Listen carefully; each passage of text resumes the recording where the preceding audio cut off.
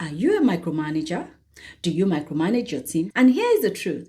I have yet to meet anyone who willingly admits to being a micromanager, except during a coaching conversation, of course. Here are 10 quick signs for you to watch out for.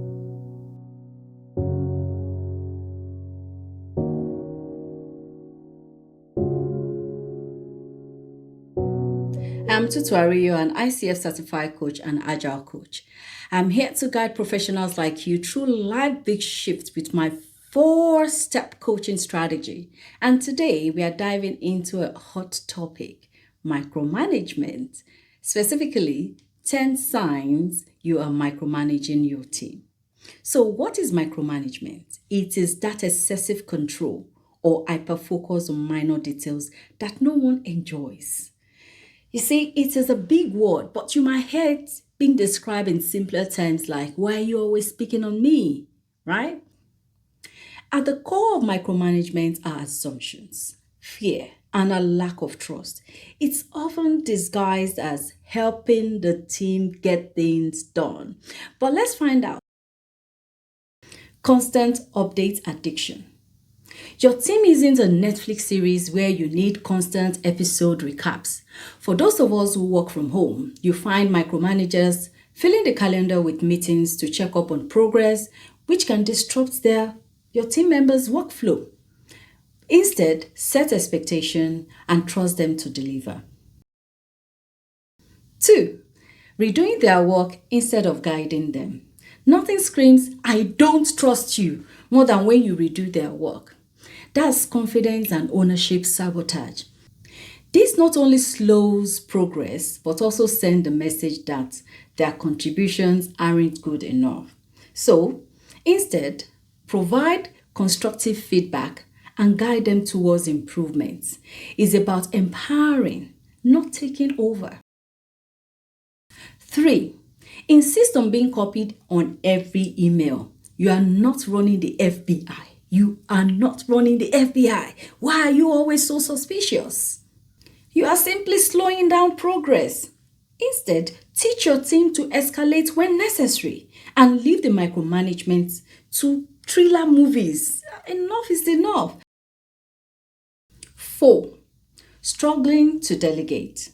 When you hesitate to assign tasks, worried that others won't meet your standard or they might drop the ball, you take the tasks that could easily be handled by others because you're simply afraid they won't do it right.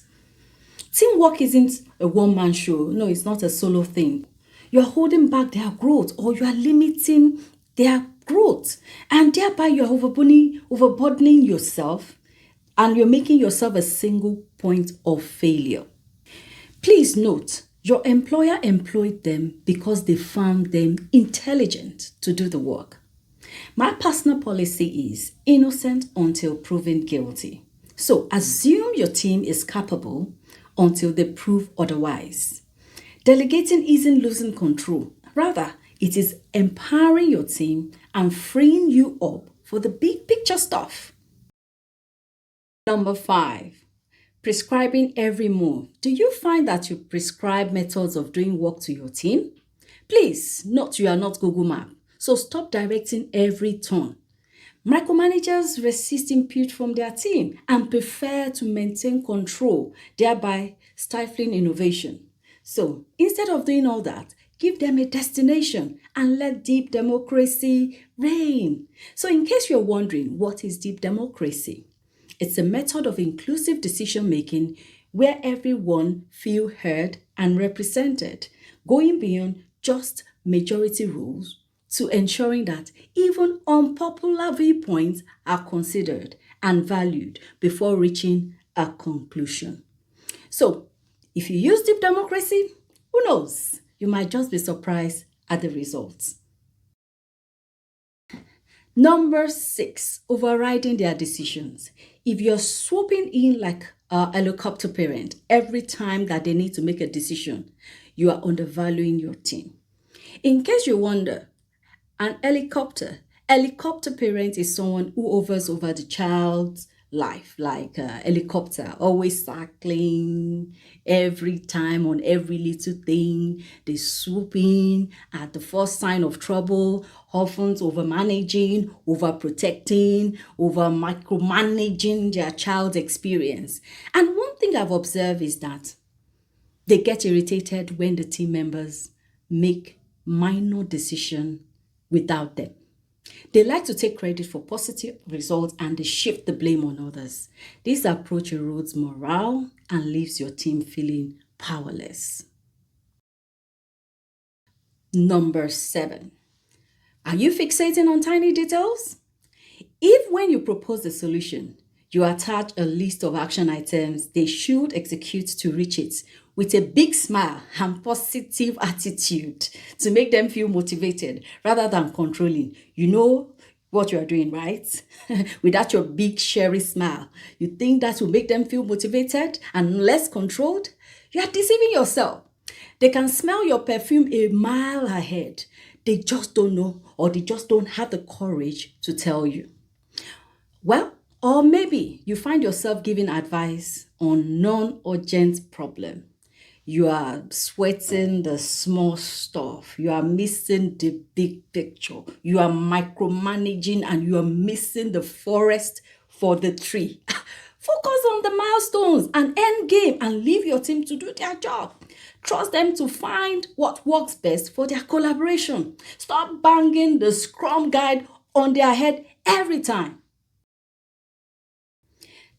Number 8, obsessed with attendance or clock watching. That is so virtual micromanager. Just because you are not working from the same office and are sitting at arm's length doesn't mean your team members are not working. Productivity isn't about butt in the seat hours. It's about results. Let your team work smart, not long. Trust them to get the job done. We are on to number 9. Controlling how they collaborate. Really? Do we have managers still playing referee in group chats? You don't need to play referee every time someone sneezes in the group chat. Conflict isn't always bad, you know. There's something called healthy dose of conflict. It can spark creativity and growth. Get good at setting DTA, designing your team alliance. Design how you will handle collaboration and conflicts together.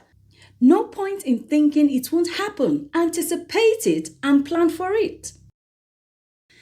Number 10, only pointing out mistake. Stop being a Karen. Come on, nobody likes complaining Karen. If you are only calling out mistakes, your team they're crying behind the screen. Just maybe, and maybe that's why they don't like saying much on the team meetings. Just know that focusing solely on mistakes erodes morale and motivation. Everybody needs recognition for their effort and accomplishment.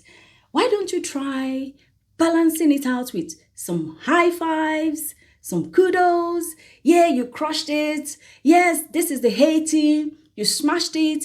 Try doing that now and then. And don't forget, you give constructive feedback. Meanwhile, don't overdo the praise or else it becomes funny and less authentic. Now, watch out for my video on feedback. Simply celebrate your wins to build confidence in your team members and build a positive culture. What other behaviors have you noticed in the workplace? By addressing these habits, you can move from micromanaging to leading with trust. So, in case you might be wondering what is the first step I can take to stop micromanaging and start empowering my team without feeling like I'm losing control? Well, I've got you covered. My next video dive into exactly that. We will explore actionable steps you can take to shift your approach, build trust, and let your team flourish. But if you're ready to make that change now, let's not wait till the next video. At Ignite Your Path, I help professionals like you achieve clarity, confidence, and real results in leadership, career, and life. Why don't you head to the link below for a free 30 minutes discovery call with me? We will tackle your specific challenges head on, and I will help you create a roadmap for empowering you and your team. And together, we will make sure that you get the results that you deserve. Now, don't forget to like, subscribe, and hit that notification bell for more empowering content. Remember, we just don't coach the frameworks, we coach humans. And until next time, keep growing and keep challenging yourself.